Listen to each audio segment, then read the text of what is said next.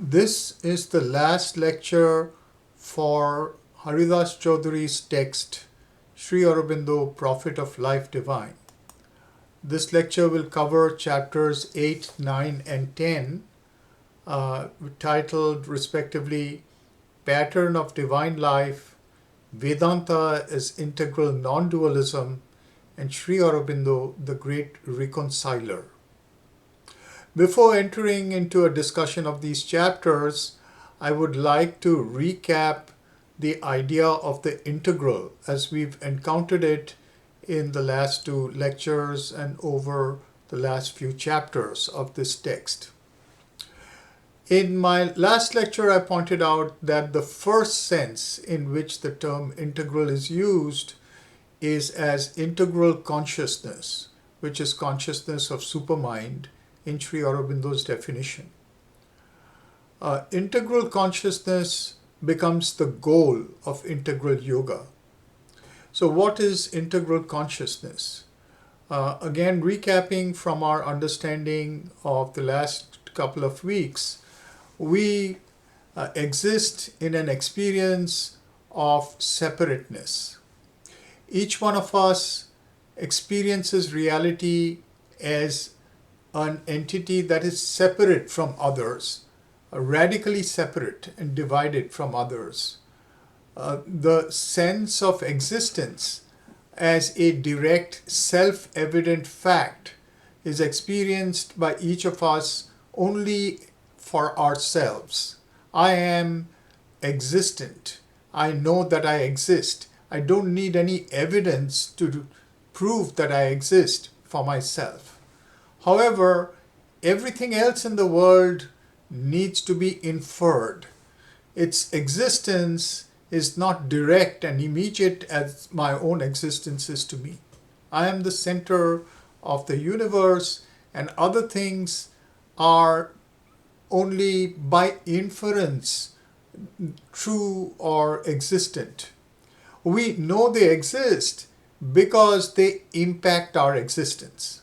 It is only in terms of that impact that we can give them a provisional understanding or value of existence. This sense of division is the ontological center of a divided or separate existence. There are other factors of separateness within us or division within us. Our psychology is similarly divided. We have different modalities of consciousness in us. We think, and our minds give us a certain understanding of reality and of what we need to do, principles for action. Our life energies, our desires, our emotions similarly have their own drives and sense of what they need to do in life that may not have any consonance with what the mind thinks is proper to do. Similarly, the body has its own rhythms, has its own state of energy, its fatigue, and has its own understanding of what it wants to do that may not have any connection with either what the mind wants, the desires want, or the emotions want. All these coexist in us. Our ego is like a bag that gives us a provisional understanding of being a united psychology. However, this is like a compromised existence in which we are pulled in different directions and only manage to hold together a semblance of something which is consistent through this compromise. Further, we have divisions in the larger social foundations of our existence.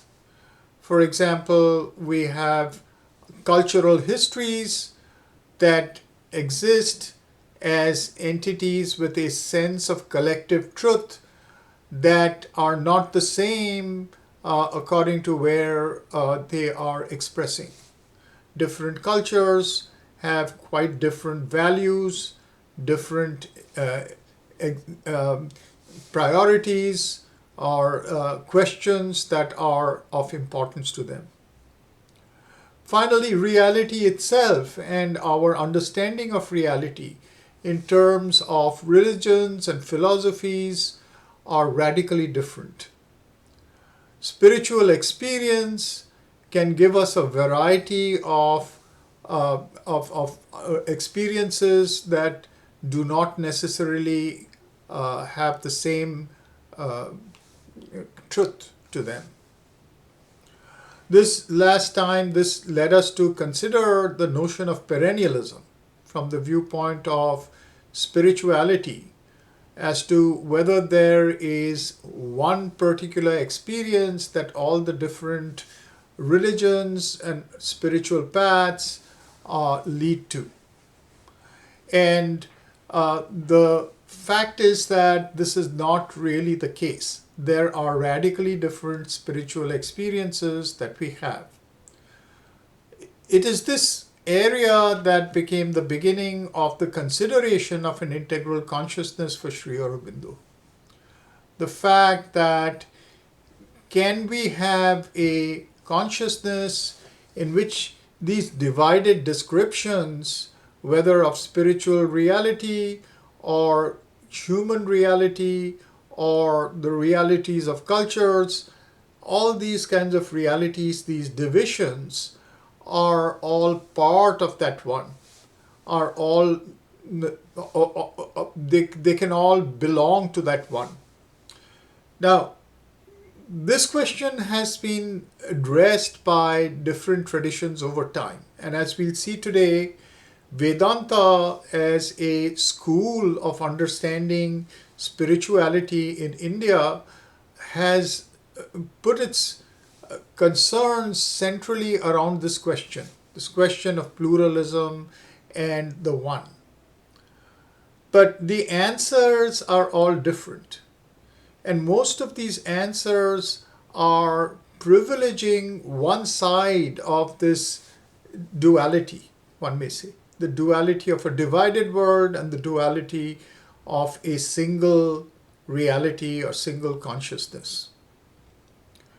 We may recap some of the images by which this duality has been addressed in the past.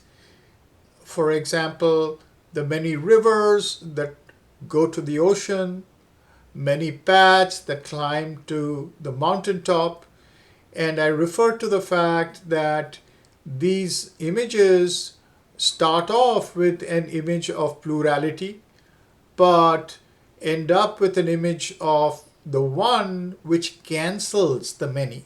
The rivers disappear in the ocean. The paths are no longer valid at the mountaintop. So when we think about this, we raise this question, philosophical question, can there be a consciousness in which the many are the one? The many and the one coexist without erasing or compromising each other. And we also considered a few other images and parables in our study of this phenomenon. For example, we raised the notion of the participatory turn and the image of voyagers going to different points on something that looks like an infinite landmass. Every area that a ship lands in has its own geography, its own culture, its own phenomenology that arises out of the participation with the reality of that landing spot. And that is the experience of the whole for the person who arrives there. So it is in this sense that our spiritual descriptions and our experiences are the experiences of something infinite that can offer itself in infinite ways. So the question of the integral over here becomes not only one of can we arrive at many different points of an infinite landmass, but can we be both that landmass and its infinite terrains, the infinite self-descriptions that it may have? The potential for infinite self-descriptions is a aspect of the absolute one. And can that potential consciousness of its infinite self-descriptions be a experience of the integral? In discussing this, I raised the image coming from Sri Ramakrishna, who talks about the parable of the chameleon. And I'm not going to repeat the parable of the chameleon. This was in my lecture too, and you could easily get to it. But the idea is the chameleon's consciousness is one that can produce infinite colors. But those who observe it either observe many of these colors and know that it has seemingly infinite colors, or who observe one color at a time and they go to war because they differ in their understanding of that color. The third is our normal condition of division and separateness, the ontology of separateness, which is normal to us. Now, I pointed out that this ontology of separateness is a property of mind, because mind operates through the laws of logic, and the laws of logic are laws of denial of contradiction, non-contradiction, laws of non-contradiction. The first law of logic is the law of identity. If something is true, you are in identity, that is your identity. That with which you identify yourself is true. If that is true, then anything other than that is untrue. So if A is true, not A cannot be true. That is the law of non-contradiction. And there is no middle ground between the self and its others. That is the law of the excluded middle. So these laws of the mind are what give us this divided and separative ontology. This mind that I'm talking about, however, is not the mind that we have. Our mind has the same properties, but this is the nature of the cosmos that we experience, and it could not be created by us. Rather, there is, one might say, a cosmic mind that is creating this appearance of separateness. Sri Aurobindo refers to this as the overmind Maya. Now, in the general Indian philosophical sense, the term Maya is used as that particular consciousness or faculty through which the appearance of separateness is created. It is considered an illusion. In other words, it is creating an appearance and not a reality. Out of the reality, it's creating an appearance. For Sri Aurobindo, there are two types of operations of Maya. One is what we just referred to, which he calls the overmind Maya. This is like a cosmic mind, and its consciousness is one which operates, it's almost like a machine or a projector by which the infinite consciousness is divided into separative forms of existence. But we may also think about a condition in which the one is differentiated but not divided. That would be the condition from which a cosmos could emerge, in which the sense of oneness is not destroyed even when there is infinite differentiations. Each of these differentiations experiences itself as separate but also as connected with everything else, as part of the one and also as the one, because each part is in fact something that the one dwells in. We discussed this last time. In moving on from this idea of supermind as integral consciousness, I would like to offer two other images that might make this idea concrete in other ways to our imagination. Another one of them is given to us by Sri Ramakrishna, and through another parable. In this parable, he talks about a magical dyer, D-Y-E-R, a person who dyes cloth in a vat that contains a magical dye. So there's somebody who's watching him at his work, a young man who's watching him at his work from the morning, and people come to him with cloth. Each person comes with a cloth, and he asks them, what color do you want to dye this? They say the name of a color. He dips the cloth in his vat. He names the color, pulls it out. It is of that color, and he gives it to the person. This goes on through the day, and at the end of the day, the boy who's been watching this comes to the dyer, and the dyer says, what color do you want your cloth dyed in? And the person says, the color that's in the vat. So this is essentially, this parable brings out the paradox between our experience and the experience of supermind. Supermind has the integral consciousness. It contains all the colors in it. At the same time, these colors don't disappear. It isn't as if this vat has a color that is colorless. It is a indefinable paradoxical color that we cannot translate under the aegis of mind, which needs to define a color. What it does, however, because it has these colors in it on call, as soon as the magician asks for the color, that color is available. So there is a certain way by which it is immediately available. The colors, just like the rivers, are not erased by the ocean.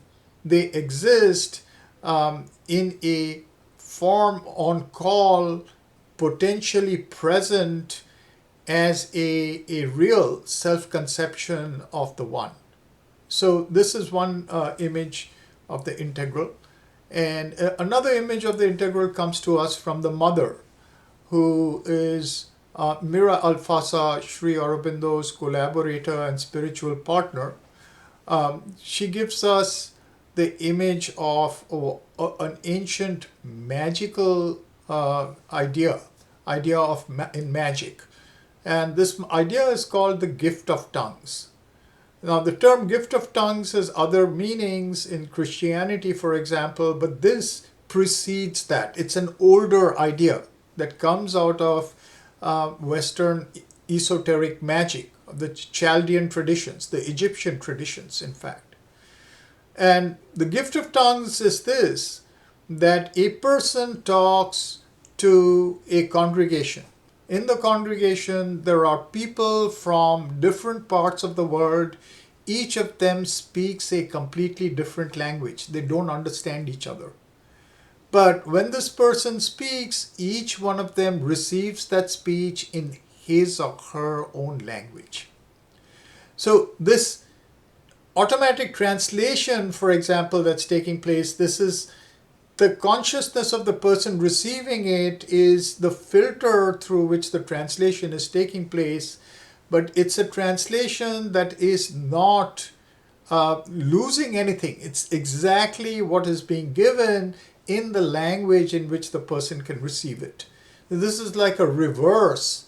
It's a reverse of two things. It's a reverse of the rivers that are going to the ocean, that as it were can return in the very same form in which they were. They don't get cancelled. And it's a reverse of what has been called the Tower of Babel, where you find people who are talking one language rising to a certain height where their languages diversify and they cannot understand each other.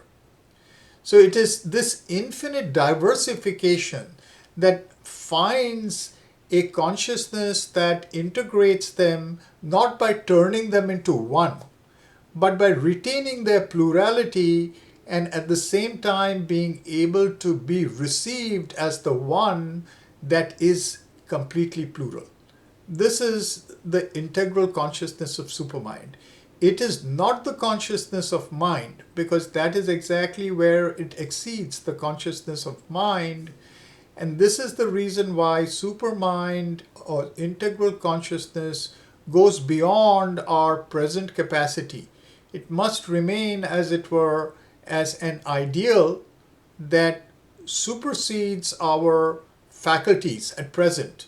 However, what Sri Aurobindo is saying is that it's latent in us, and by yoga, by the integral yoga, it can be experienced. And it really is a horizon of our evolution that can bring a solution to the problem of differences that we experience in our world today. But we may ask the question, if it is so far from us, if integral consciousness means something that we need to develop through yoga and become something other than what we are, we have to reconstitute ourselves in a different image, as it were. Are there other understandings of the integral by which we can address our existence as it is right now? This existence of difference which clash with one another. Is there a way by which we can begin addressing it and find something integral? Now, at the California Institute of Integral Studies, we often think this is understood in terms of the different faculties in us. I mentioned the differences in our psychology between mind, emotions, will, body, etc. So we often find this formula of thinking, feeling, and willing as three kinds of operations of consciousness that must all be addressed. And we find that education, for example, that focuses only on mental understanding is not an integral education. It must also address our emotional understanding, our understanding which is intuitive, our understanding of the body, physical understanding, understanding of the will, of the volition. So these different ways of understanding are part of an integral education. However, as far as Sri Aurobindo is concerned, this is only addressing the diversity of our psychology, addressing the difference of our, it is not really bringing us to the integral. The integral would be the question of how we integrate these. As I said in the very beginning, we experience these as a kind of a compromised solution. Either one of these faculties dominates the other. Usually in our age and time, it is the mind which dominates the others, like the emotions, the will, the body, etc. Even creates a kind of subordination, a subalternism of the faculties, making them into inferior operations to its own mental superiority. Or if we think of romantic ideals, we can invert this equation, and we can say emotion should take the heart should take the primary position. But it's in a way another version of the same. It is compromising other faculties around something which is at the same plane as them. Integral approach to this would be, how do we find some kind of consciousness, an integral consciousness of which these are parts, and each one of them is an aspect of that. Is there something that has become, as it were, mental consciousness, volitional consciousness, emotional consciousness, etc.? Is there something we can call consciousness itself? So searching for that is something that will bring us in a certain way towards this solution of an integral consciousness, and it will bring us to a inner understanding of the integral as a path, as a process, rather than as a goal. So in our study so far from Haridas Chaudhuri, we have encountered the methods that he has outlined. As we discussed last time, methods are infinite.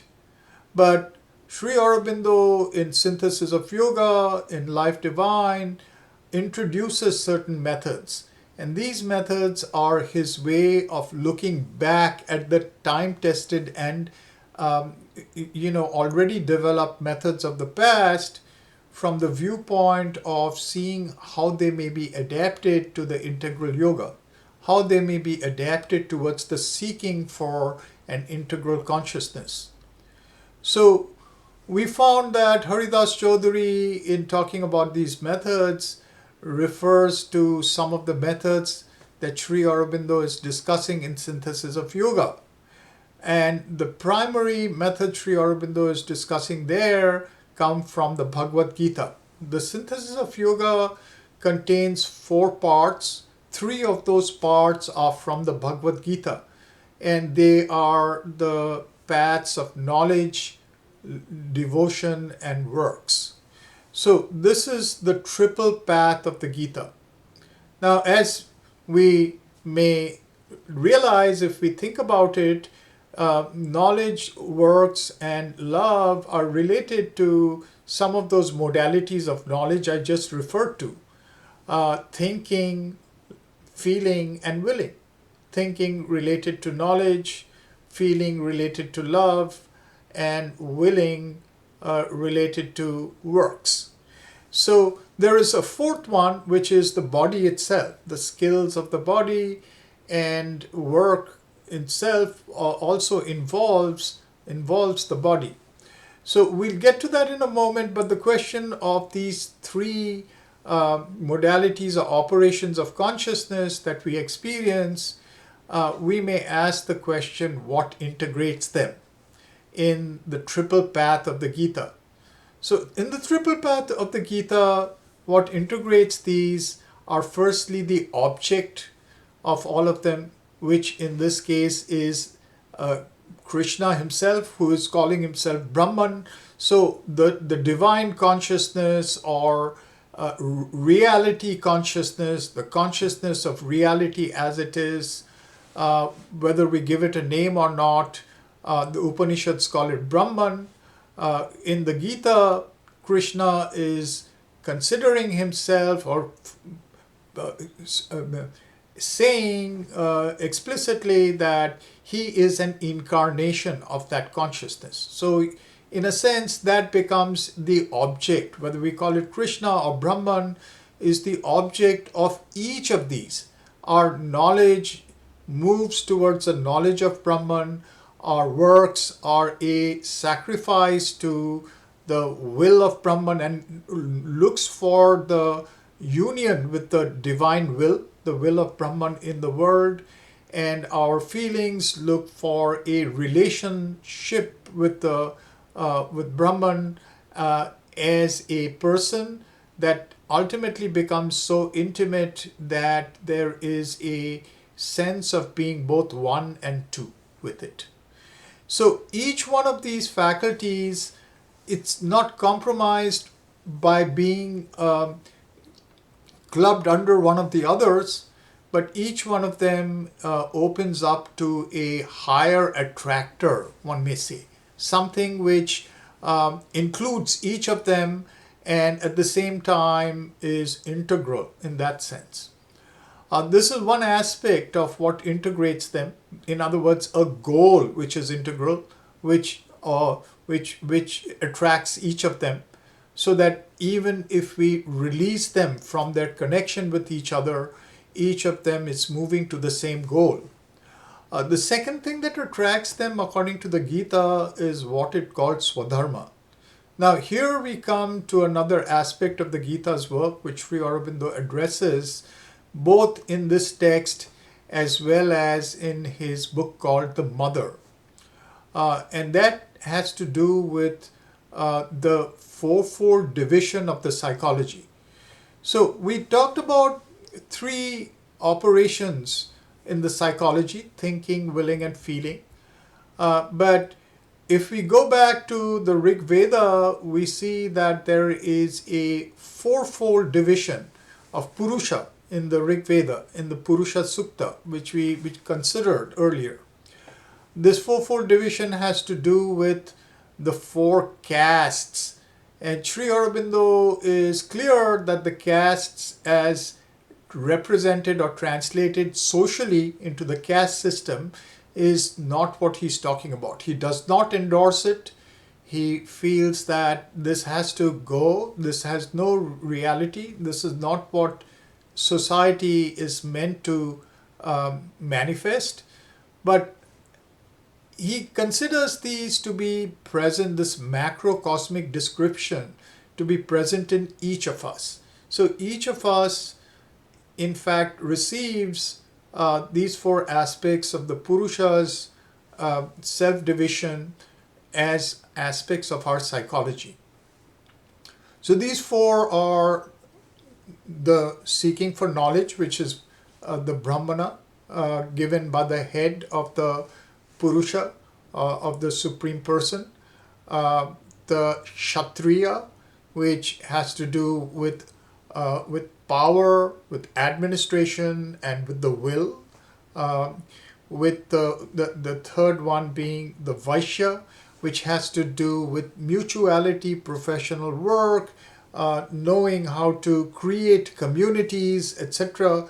Vaishya is literally related to Vishwa. Vish means to spread. It causes the spread of various types of operations.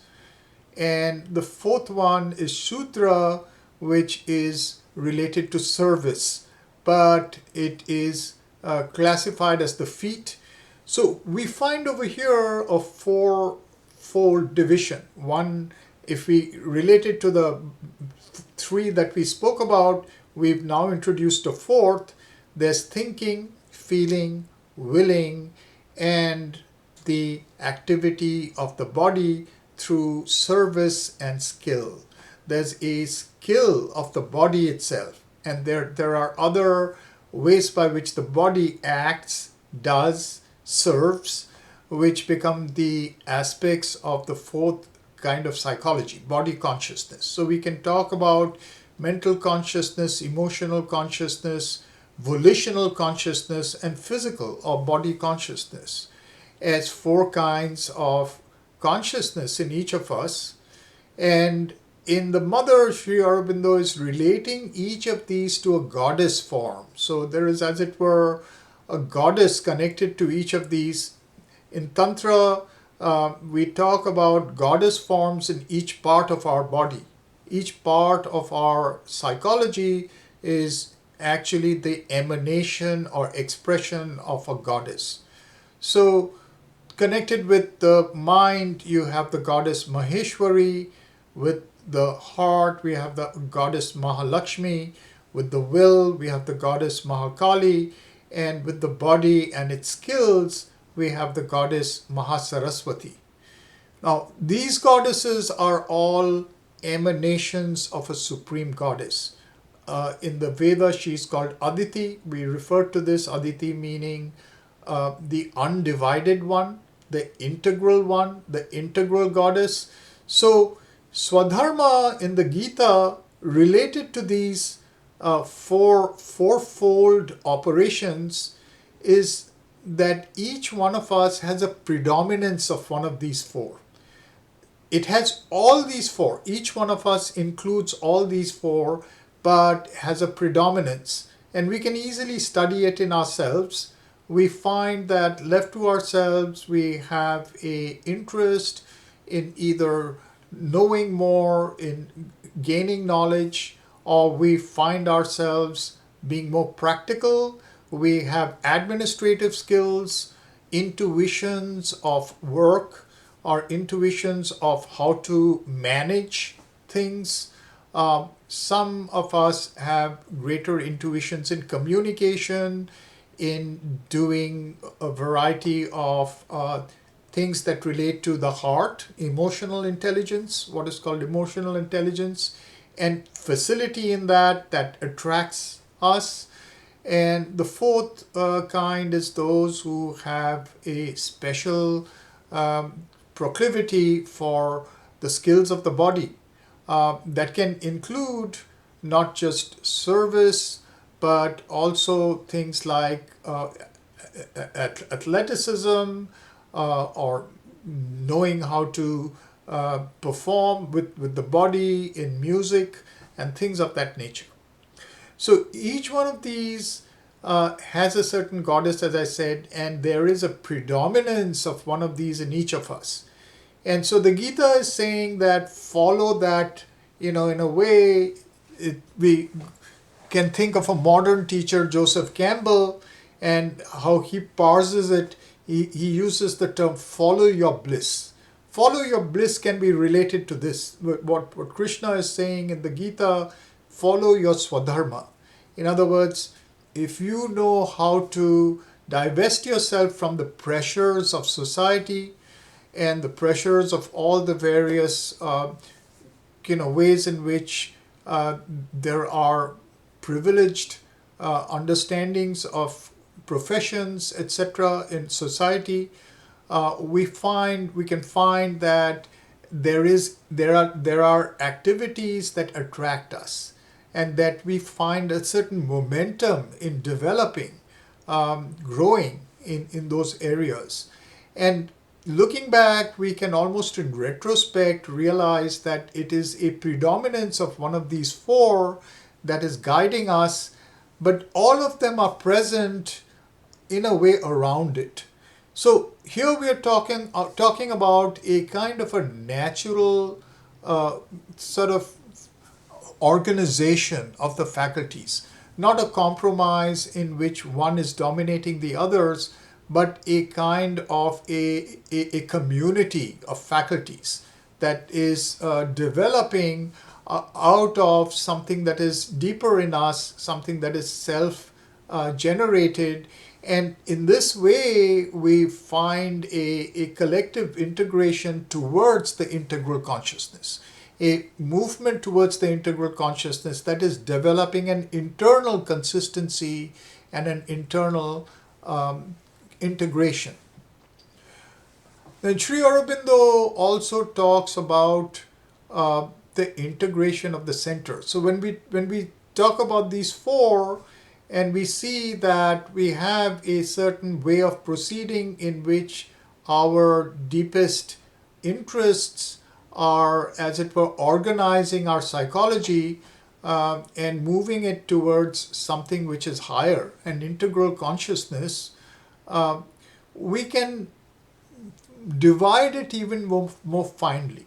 And this is where Sri Aurobindo is drawing on the school of Tantra, which talks about not just these four, but about 7 centers. In fact, tantric schools have a number of centers. They can be less than 7 or more than 7, but 7 is a kind of a standard number that is related to what is normal or what is easily available to the human psyche.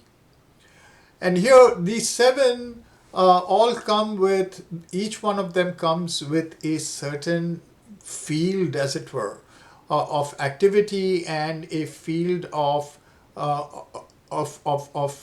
goals, of divine goals, of goals, spiritual goals, we may say. Each one of them has spiritual goals. So, for example, and Tantra includes many of these goals. For example, if we think about the body, there is a center to that, which is the center at the root of the spine, the Mooladhara. And from this center, this physical center, we find a number of spiritual goals that emerge. These goals relate to skill, for example, but they also relate to longevity of the physical form and ultimately even physical immortality. Then we have a center at the level of the sex organs, and this center is related to eros, eroticism. And this is not just eroticism in terms of sexuality, but eroticism as the libido that actually is part of what gives us pleasure in life at every level and in many ways throughout our existence. Then there is a center for volition, for will, and this gives us goals, as it were, of power. What is the way in which we can connect with a divine will in the world? Then we have a center of affect, and we've already talked about these centers, the center of will, the center of feeling or affect, and this is about the enjoyment of relationality and the special affect, affection, and love that we experience in the world in many different ways, a whole spectrum. But there is a intensity to it that ultimately relates to the single object of love. Each of these centers, as it were, has a single object which is the height of their intensity and their limit point, as it were, for relating. So for the heart, it is the divine as beloved, and everything that we relate with can ultimately be seen as an aspect or form of that. Then we have a center for expression, which is the throat. We have a center for deeper vision and ideational understanding, cognitive understanding, which is between the eyebrows. And we have a center for the transcendental consciousness, which is above the forehead. Now, all these constitute our psychic anatomy. And how do we integrate these? So it is a similar thing as we mentioned. Each one of them can be opened to the divinity that is their goal. And normally in Tantra, we think about the Kundalini, which is the coiled divine energy that is at the base of the skull, base of the spine, that makes its way up the spine, opening these centers, and goes to sleep at the seventh center, what is called the 1,000-petaled lotus above the head. But if we look at early tantric systems, including Kashmir Shaivism, for example, we'll realize that Kundalini has two centers and two operations. One is the coiled energy at the base of the spine, but there is also the streaming down of the divine energy, the Shakti, the goddess energy, energy of the integral consciousness from the center above the head down to the centers along the spine. So in some systems, the goal of Tantra becomes the rise of the Kundalini and its entry into trance in the center above the head. But in some systems, you have a more integral approach to this whole thing, where the rise of the Kundalini is accompanied by the descent of the Shakti from above. So there's, as it were, a descending current and an ascending current. And the meeting of the two currents forms a integral personality. So in Sri Aurobindo's system, the priority is given to an opening to the higher Shakti, the Shakti from the 1,000-petaled lotus, because the rise of the Kundalini needs a guru to stabilize the process. But we in our age, if we are to move towards a heightened spiritual consciousness by ourselves, we can open to the descent of the Shakti from above that gradually unfolds these centers and causes also an ascent of the latent energy of the Kundalini, the two forming a integral consciousness of the divine goddess energies that are rising and falling at the same time.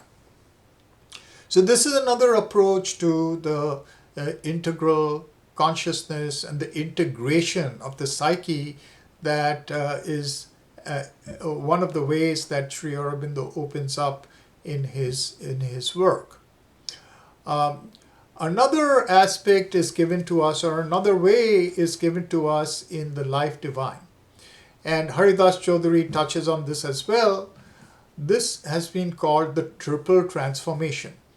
And this, in a way, relates to all these other paths that I'm discussing. They are not exclusive of one another. They can be included in each other. There's a way by which one can practice a number of them simultaneously. But behind them, one can understand a kind of transpersonal process of transformation. And that process of transformation is what Sri Aurobindo calls the triple transformation. Haridas Chaudhuri dwells on this in a number of his works. And he actually develops a system that that centers itself on this notion of the triple transformation.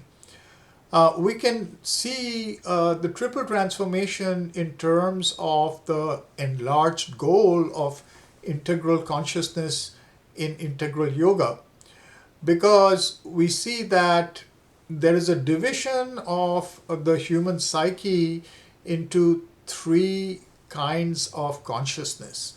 Firstly, there is psychological consciousness, what we've been talking about. We are divided psychologically. We have different forms of psychic consciousness that can operate each by itself. The question that arises is, how do we integrate them? So the integration of the psychology is the first form of integration that leads to the first transformation. Sri Aurobindo calls it the psychic transformation. The second form of integration is at the cosmic level. So if the first deals with psychology, the second deals with cosmology. Is there a single cosmic consciousness that integrates all the entities of the cosmos, so that entering it we experience things as part of the same cosmic presence and power, presence and consciousness? So this is the second transformation, to be able to become identified with the cosmic consciousness and experience the cosmos as its expression and outflowering. And it is only when these two transformations are done that one can rise beyond the cosmic consciousness to the supramental consciousness, the integral consciousness that actually includes the diversity and multiplicity of the cosmos, but not in a way that divides them, in a way in which they are differentiated but not divided. And that is the integral consciousness of the supermind. So the first of these transformations, which is the psychic transformation, there Sri Aurobindo is saying that behind what we normally experience as mind, life, and body, or the kinds of operations that we were talking about, thinking, feeling, willing, and the skills of the body. Behind each of these and all of these, in a level deep in the center of the heart center chakra, is the true person in each of us. This person is a person that is the reincarnating center of each of us. It is not just here in this life. It's the self that in a way is like a thread that connects all these lives. Each life is like a jewel that's strung on a thread that is continuous. And this continuous thread is our true self. And that self is each life is a reincarnation of that self. So discovery of that self brings us, that which Sri Aurobindo calls the psychic being, brings us to a kind of consciousness that really expresses itself as thinking, willing, feeling, and the physical consciousness and the body's various skills. So finding that, coming into contact with that, entering deep within and discovering that particular psychic self, being, and bringing that into contact with our mind, life, and body, so that these other kinds of consciousness are influenced by it and find it to be their own essence. The essence of each of our kinds of consciousness is the psychic consciousness that integrates the psychology. Now, the second one, which is the cosmic consciousness and the cosmic transformation, Sri Aurobindo approaches this in terms of the yogas of the past, which is an interior or internal process. How can we rise through meditation, for example, or through entry into the trance of a state above the mind? How can we rise to these spiritual planes beyond our personal psychology into a cosmology, a cosmic consciousness? However, there are other ways to approach this second transformation, and the mother points that out. And today, it's important for us to realize that the luxury of long hours of meditation are no longer very possible for us. This is because in our age and time, the Anthropocene, our lives are largely conditioned by the needs of the world. We are being driven by capital and by the way in which it has formed the world. As a participatory space. So can we find a way to do the cosmic transformation or the cosmic enlargement of consciousness, not in terms of a withdrawal from life, but within life itself? The mother points out that an approach towards the cosmic consciousness is through relationality. In all the relations that we have in the world, can we be open to experiencing who a person really is? Can we exceed the boundaries of our presumptions, preoccupations, and our own cultural formations to open ourselves to something that we do not understand? Can we exceed our boundaries? And that aspiration, that openness, that seeking can take us beyond what we consider to be the bounds of our own nature to a deeper understanding. A deep relationality can cause communication. That is not the communication of a projection, but true communication that is operating at a level of identity that is much deeper than the surface faculties with which we normally communicate. So that can enlarge our consciousness through our relations themselves towards a cosmic consciousness. Finally, it's only when these are complete that we find the process moving towards the third transformation, which is entry into a integral consciousness of supermind and the ability to transform the cosmic consciousness and the psychology that we had in the light of that new integral consciousness, to develop an integral consciousness. Haridas Chaudhuri also talks about one more integration, which is the integration of East and West. We discussed this last time, And we were talking about it in terms of negatives. The East, for example, as Haridas Chaudhuri brings out, has developed spirituality to a great extent, but it is a world negating spirituality largely. It has made a division between what is called samsara and sannyasa, or the social life and the life of the recluse, life of the hermit, or the wanderer. And it's this division has caused a certain kind of a kind of disdain for samsara or for life as far as spirituality is concerned. In the West, he's pointing to the fact that particularly the modern West has privileged materialism and looks for all its goals in a material existence. And that has rejected the spiritual life, and as a result, it's a life which is poor in spirit. So it's the integration of these two that Haridas Chaudhuri is talking about. We discussed the fact that this can be seen differently in our times. It should be seen more in terms not of essentialisms of East and West, but as the aftermath of colonialism.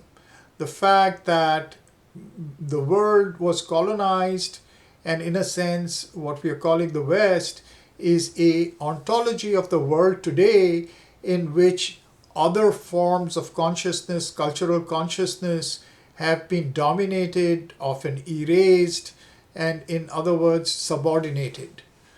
How can they be brought into an integral culture in which they are participants and give us new answers to the problems of our global world? This is one way of approaching integration. Now we can think about East and West not as essentialisms, but also in a positive way in terms of what they've developed in historically over the past. We can see, for example, how the field of yoga, whether in India, China, Japan, Southeast Asia, has enlarged itself through innumerable experiments of self-transformation. One may call them the sciences of self-transformation, have been generated in culture as well as in various systems of yoga throughout the East. So there is a very rich resource of psychological self-transformation that can be found there. In the West, there has been a lot of attention given towards the perfectibility of society. How can we find a society which is perfect? How can we live together in a perfect way? And ultimately, we can say that the dream of a perfect society is a utopia of what one might call anarchism. Anarchism literally means a government which does not belong to any external form. In other words, not a government from above, but a self-governed collective. A government that comes without any external rules, regulations, or people who tell us what we need to do. Can we develop a perfect society from our collective decisions? That is the dream of a perfect society as a utopia. So we find these aspirations or ideals that have developed, and we could combine them, as it were, and then we see that Sri Aurobindo's view of the future is not some kind of spirituality that remains cloistered, but the need for a mainstream spirituality that transforms social life. Social life itself and the perfectibility of society, even politically speaking, can arise out of a different kind of spiritual consciousness. An integral consciousness can create an integral polity. So this is, in a way, how we can think about the integral in our understanding of integral consciousness as a goal, and also integral paths to that goal, paths of integration towards that goal that can form a field of integral studies. Now, from here, we can go into the idea of these last three chapters of this text, Prophet of Life Divine. Chapter 8 is called Pattern of Divine Life. Now, this introduces the idea of collective yoga that I just dealt with. That is, how can we find a consciousness as a collective, as a society in which we understand each other. We are not constrained to have laws, constitutions, police, legal system by which we are ensured not to step on each other's toes. But can we find a collective situation of understanding, of deep understanding, which makes it unnecessary to have these external institutions or laws to govern us? Can we govern ourselves collectively? And this is what leads to the notion of a collective yoga.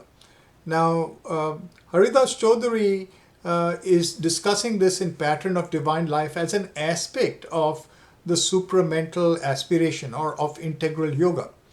Sri Aurobindo, in discussing this in the Life Divine, calls it a Gnostic society. The word Gnostic is not used as in terms of a kind of a specialized use of the term Gnostic as a kind of an early Christian sect, but from Greek gnosis, which is a pre-Socratic idea of knowledge, of the source of knowledge, gnosis. So a Gnostic society for Sri Aurobindo in the Life Divine is created by Gnostic individuals. In other words, individuals who've attained the supermind. But for us to individually attain the supermind and then try to develop a society that can be a perfect society that governs itself from a state of intuitive oneness is a very distant call.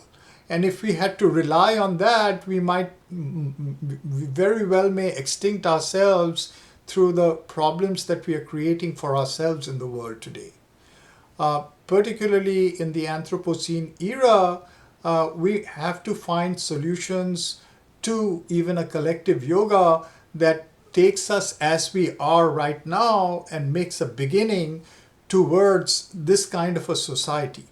The mother talked about this and said that even before individuals reach a Gnostic consciousness, a pressure is being felt to create collectives in which this experiment can be carried out by people who are aspiring for this goal. And she started a community called Auroville with this aim. Now, Auroville today is continuing, though it has entered into some difficulties. It has always had difficulties. It's a very difficult experiment, as it were. And here in CIIS, we have in fact fielded a course. We do study abroad courses in which we take people for immersive experiences of Auroville, where they can understand how these principles, or if these principles are being practiced and in what way. How is it a field of experimentation for a collective yoga? We are also fielding some courses on this. An Aurovillian is going to be teaching a course in fall 24 on Auroville, and I would encourage students to attend that if they would like to know more about this aspect. So the image the mother gives us for this condition, which Sri Aurobindo calls spiritual anarchism, is the following. It's a quote from the mother. She says, "A Gnostic or supramental community can exist only on the basis of the inner realization of each of its members, each one realizing his or her real concrete unity and identity with all the other members of the community. That is, each one should feel not like just one member united in some way with all the others, but all as one within himself or herself. For each one, the others must be himself or herself as much as its own body, and not mentally and artificially, but by a fact of consciousness, by an inner realization. So it is this kind of a change or transformed consciousness that she is referring to, and it is this ideal, this aspiration that enters into a field of collective existence of this kind of a spiritual integral yoga that can take us towards a collective yoga. Now, the next chapter, which is chapter 9, is called Vedanta as Integral Non-Dualism. And this is an interesting chapter because Haridas Chaudhuri in this chapter is classifying Sri Aurobindo's integral yoga as a modern form of Vedanta. And in a moment I'll tell you what Vedanta is, but in doing that he coins two terms. He positions integral yoga as a integral non-dualism. So it's a philosophical term within the field of this philosophies of non-dualism. He calls it integral non-dualism. And this term non-dualism coming out of Indian philosophy is Advaita. The word Advaita literally means non-dual. So Advaita, many people when they hear Advaita they think about Shankara, but there are many kinds of non-dualisms. Vedanta literally means the end or last part of the Veda. Some people call it the essence of the Veda. But what Vedanta means is the body of texts called the Upanishads. And the interpretations of the Upanishads starting from around the 8th century CE and going up to the 16th century or so. So the Upanishads themselves are very early texts. They're proto-philosophical. They're not written in terms of argumentative philosophy or even apologetic philosophy. They're written in terms of parables, aphorisms, stories, they're paradoxes, poetry. These are the forms in which the Upanishads are written. And they go back to about the 8th century BC and forward up to maybe the 2nd century or so, the main body. But they continue to be written over a very long period. And what Haridas Chaudhuri is doing is positioning Sri Aurobindo's philosophy as one of the interpretations of the body of the Upanishads. These interpretations are the Vedantic philosophies. And in this chapter, Haridas Chaudhuri is going to point to 3 different or major Vedantic philosophies that are each one of them different, and they interpret the body of texts called the Upanishads in their own way. Now, the important thing for our consideration with these schools of interpretation is not just that they form some kind of a privileged circle of Indian philosophy, but as we see, we can relate them to the idea of perennialism. When I was talking about perennialism, I raised the question of our spiritual experiences. We have different kinds of traditions, spiritual traditions across the world, and they form different formulations of their goal, different paths, methods to reach that goal, and different experiences by which they describe that realization. So the question that arose over there is that are these ultimately one? Are these different descriptions of the same thing? Again, we come back to this notion of, is there one ocean they are all talking about? Rivers that are going to the same ocean that they're talking about.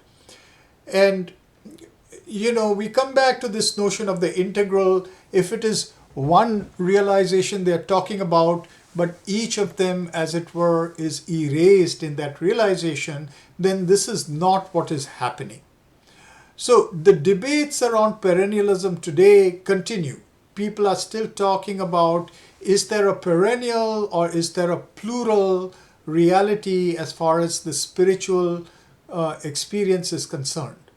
Perennialists today acknowledge the fact that there are different kinds of experiences, but they will say, particularly there is a great perennialist thinker by the name of R.C. Foreman, who has coined this term pure consciousness event.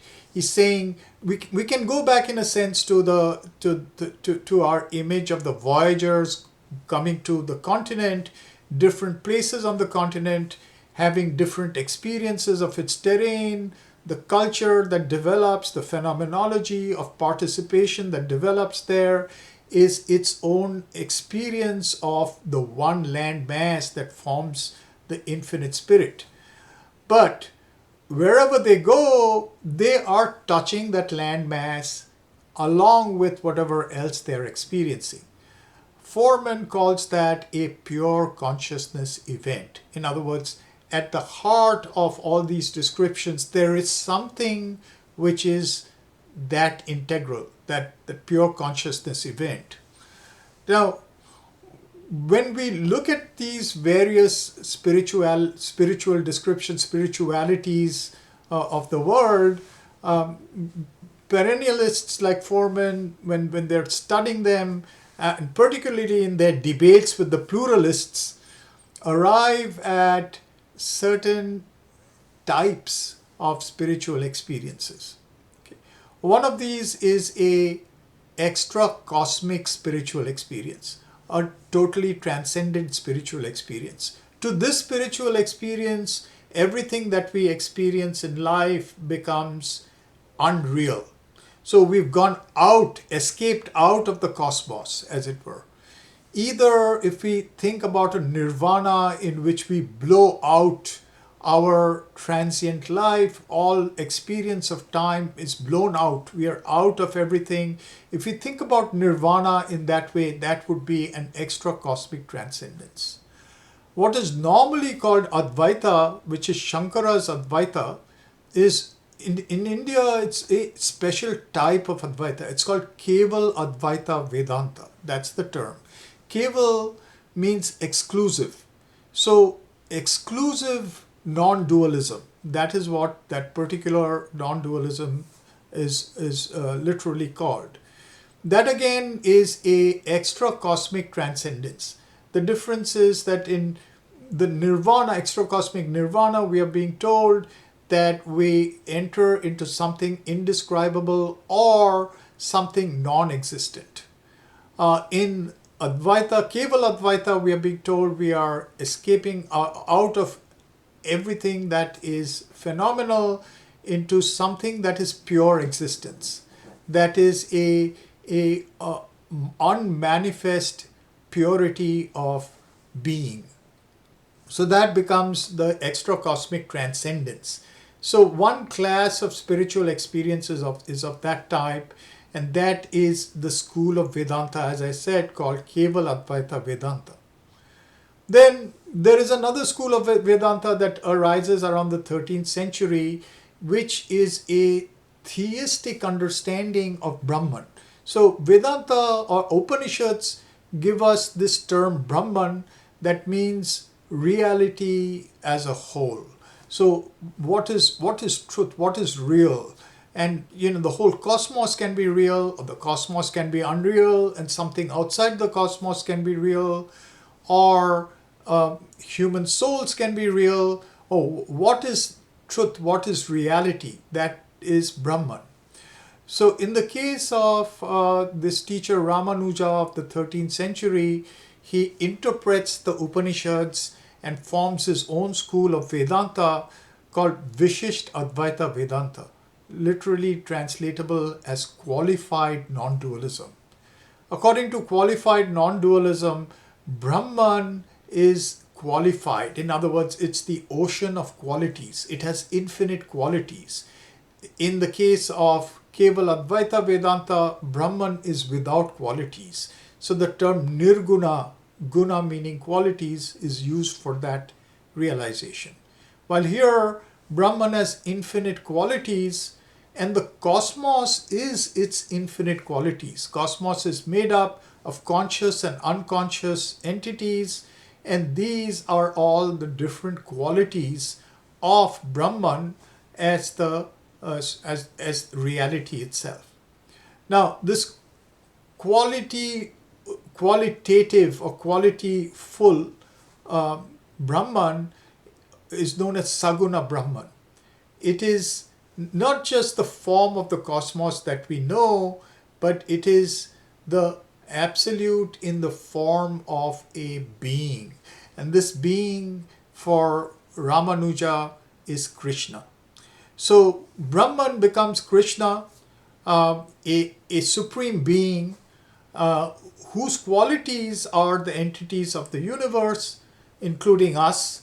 And we exist because Brahman as Krishna exists in us. So it is the inner controller in us. At the same time, it exists in itself as making us up. So we are the constituents of Brahman, and Brahman exists in its constituents as the inner controller. Just as we have a body and we control the operations of the body, either through the conscious mind or through the unconscious operations of the body. There is something that is the controller of every limb of the body. So the relationship between entities like souls, like each of us, the soul is that inner controller, and the divine or reality itself is the integral.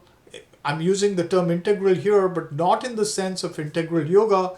I should use the term over here more like the comprehensive, inclusive totality of all the qualities that form the cosmos.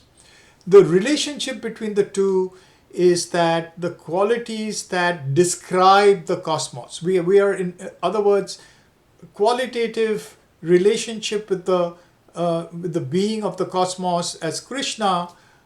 We are like adjectives that describe Krishna. And our role in this world is really to serve the role of an adjective. In other words, to be the properties through which the play of Krishna is carried out as the bliss of relationship among each other and with Krishna, as those qualities of Krishna. So this is again described mythologically in terms of the early life of Krishna in Vrindavan, where Krishna plays with his friends and also in his own way with his foster parents and other cowherds of Vrindavan.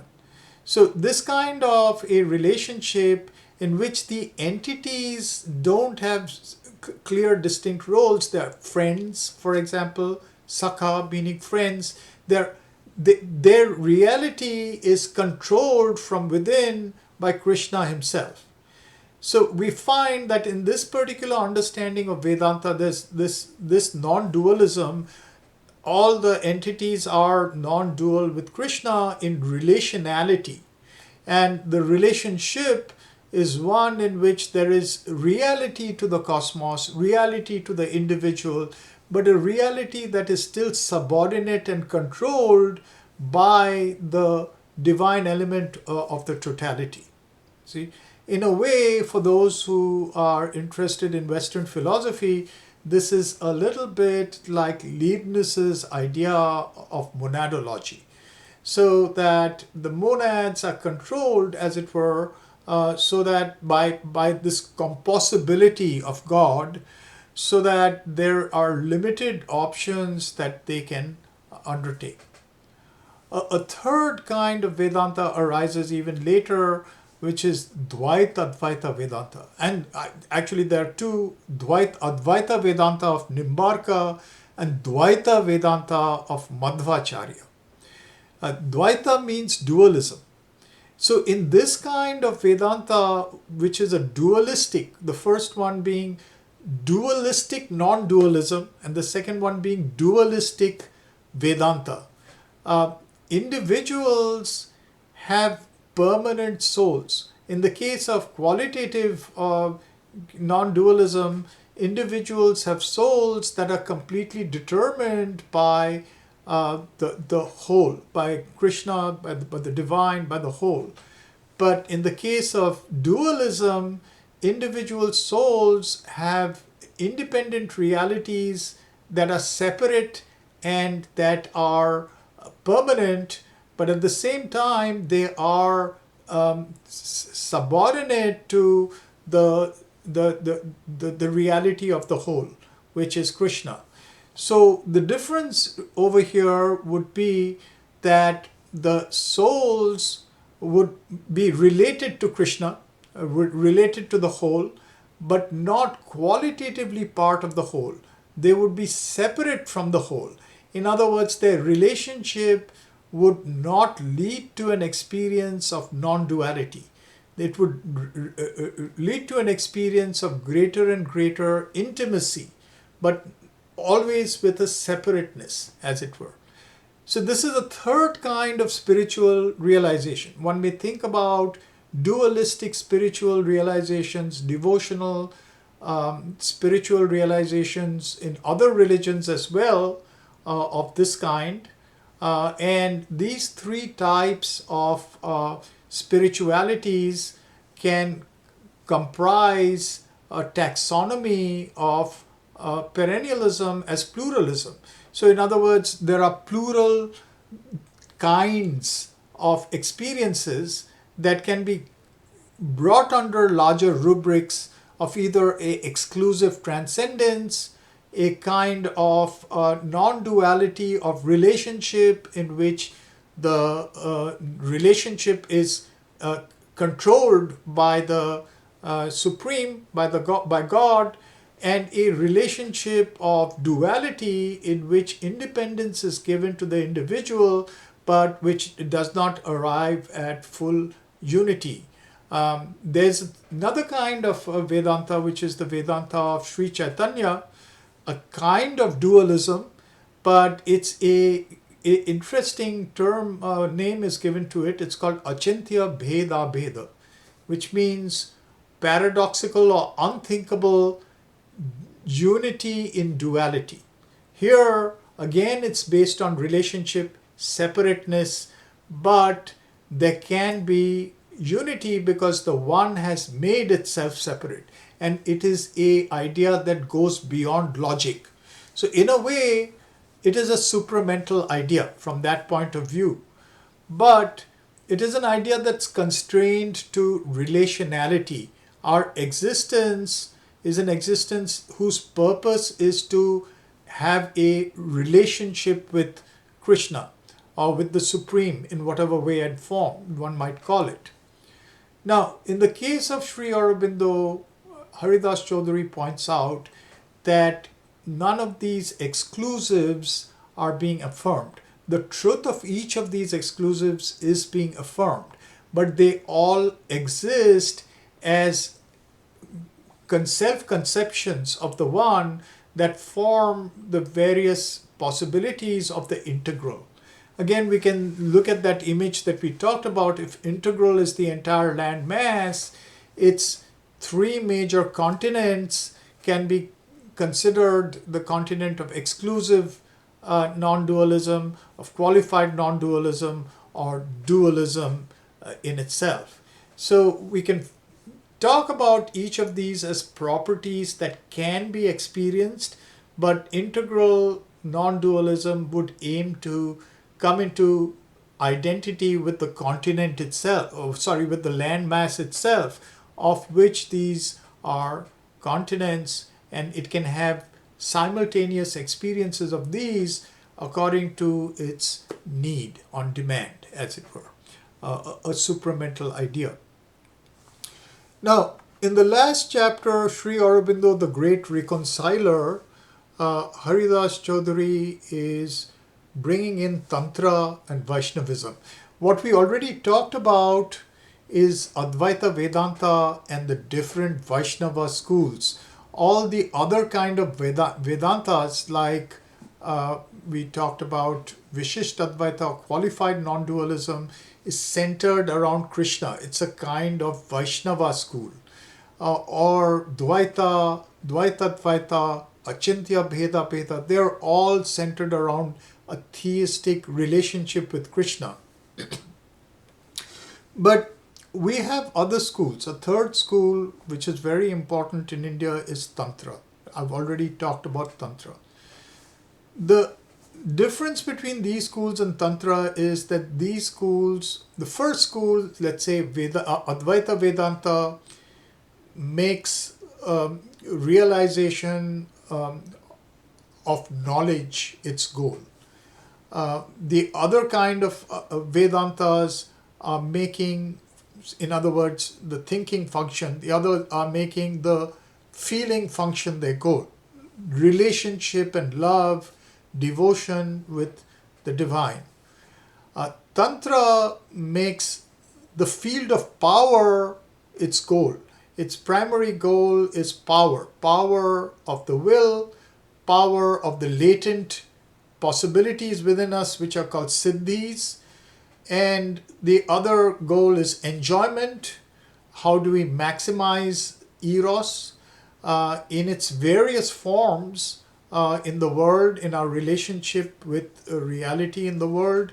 And the third set of goals of Tantra is related to the body and has to do with skill, the opening up of the latent siddhis or occult powers of the body, as well as longevity of the body and ultimately physical immortality.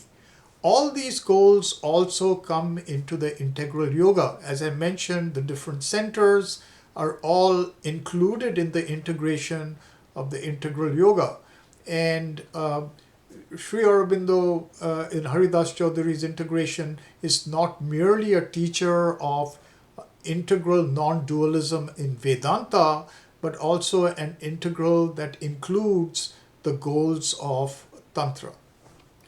Now, to end the chapter of the Great Reconciler, Haridas Chaudhuri considers the Bengal Renaissance and the Indian Renaissance. Sri Aurobindo was an anti-colonial activist, but he also forms, in that capacity, one of the voices of a cultural movement, a movement of cultural nationalism that has a history known as the Bengal Renaissance in India. And in this particular case, Haridas Chaudhuri, I would say, coming to America in the 1950s, is a continuing legacy of the Bengal Renaissance himself.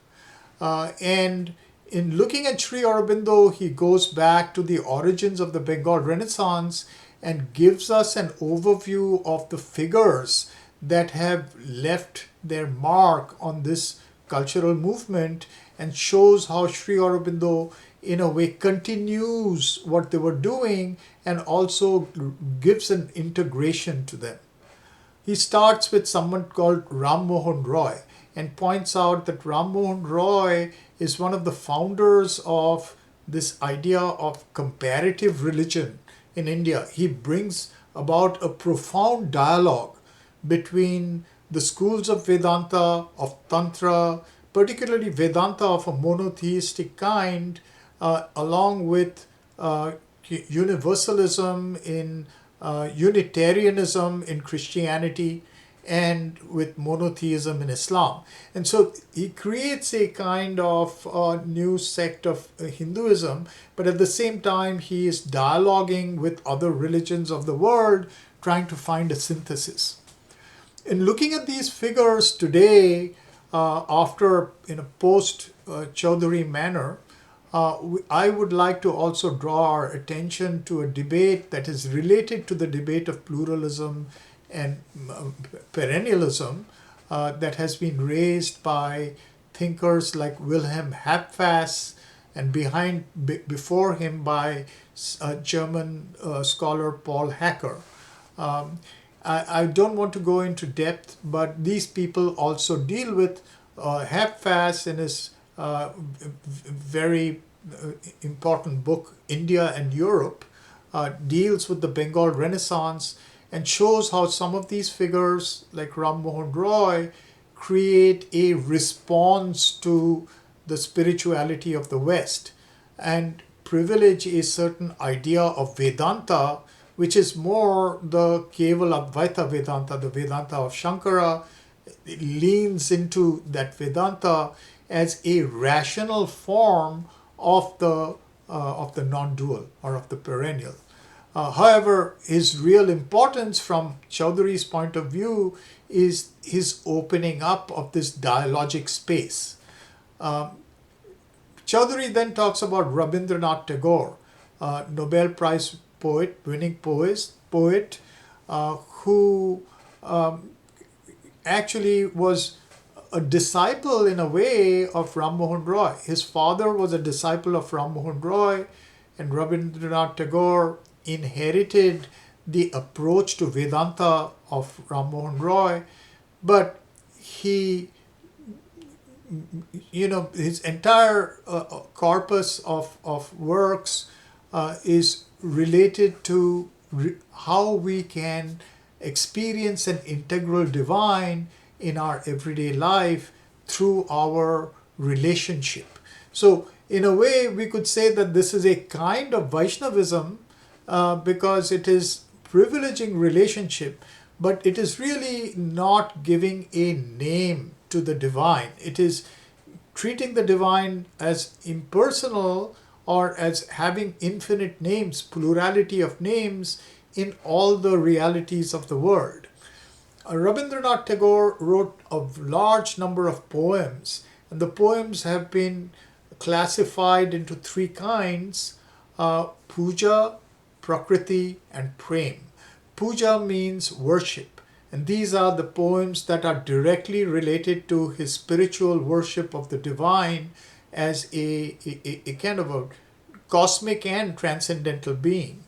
The set of poems called Prakriti are related to nature, his moved evocations of the seasons, of the forests, of nature in all its properties, including desolation, etc.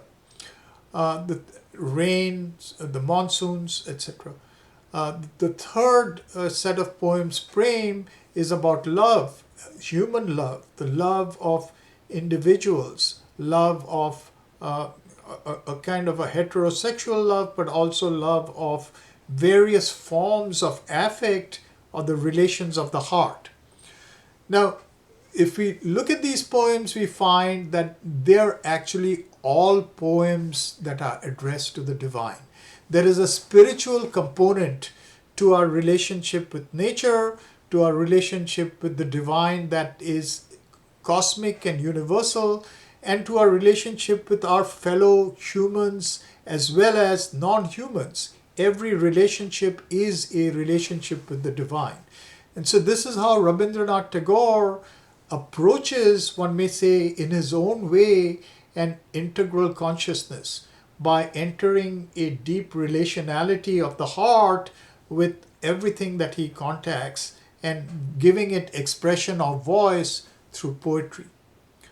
Haridas Chaudhuri then takes up two other very important figures, Ramakrishna and Vivekananda.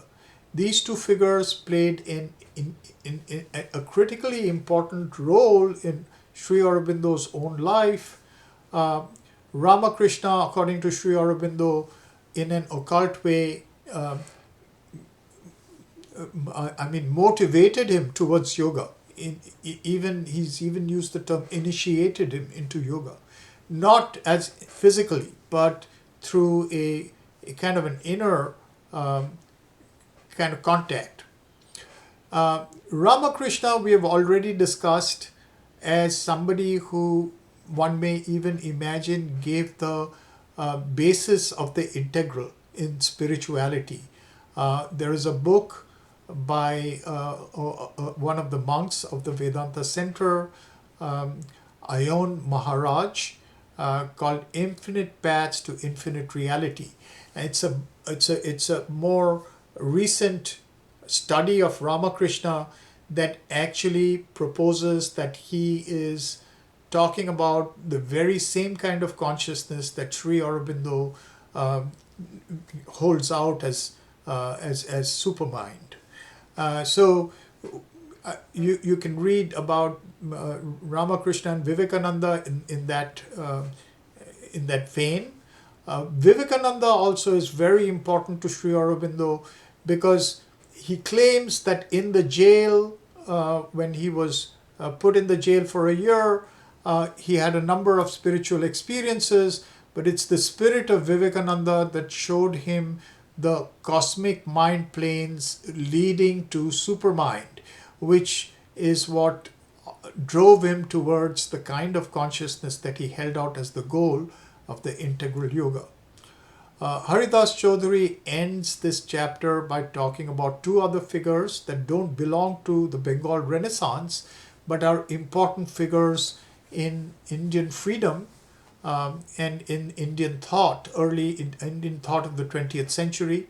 One is Gandhi and the other is Radhakrishnan, Sarvapalli Radhakrishnan.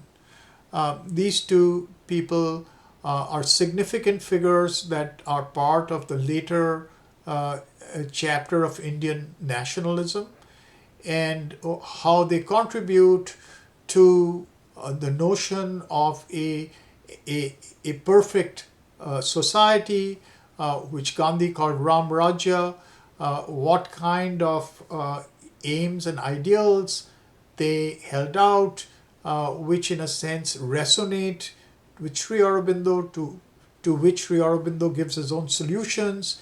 You can find in that particular chapter towards the end. So this concludes our study of Haridas Chaudhuri's Sri Aurobindo, Prophet of Life Divine.